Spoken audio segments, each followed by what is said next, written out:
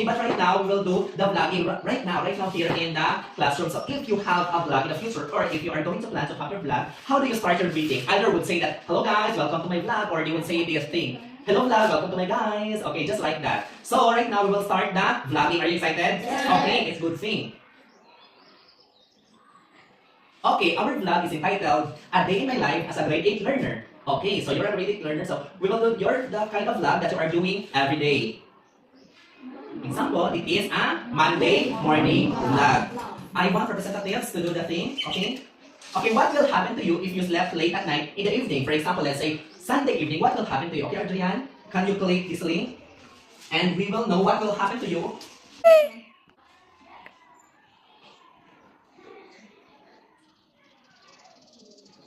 Okay, okay, thank you, Adrian. Okay, let's Okay, next. Okay. What will happen to you if you woke up late in the morning? Okay, who wants to volunteer? Okay, okay, AB. No,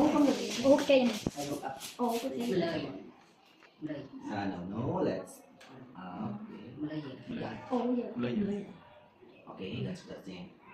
Okay, what will happen to you if you think, okay, babe, what will happen to you if you woke up late? You will be running out of late to the school. Next one is, I study my lesson before going to school. Okay, Marcel, what will happen to you? Okay, just click the link. Yan. Okay, what will happen to you? You will participate. You will participate in class.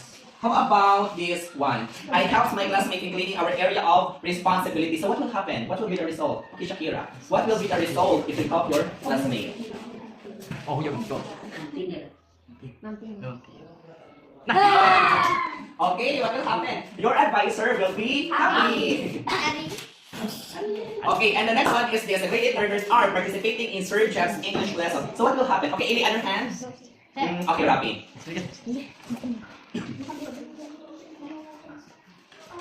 So what will happen?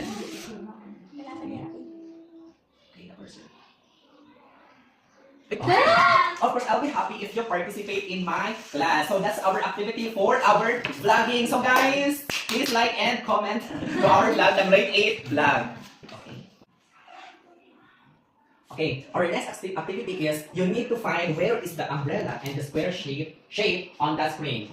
Okay, okay, the screen. Okay, find the umbrella shape or the square shape in that screen or in that picture. That is correct.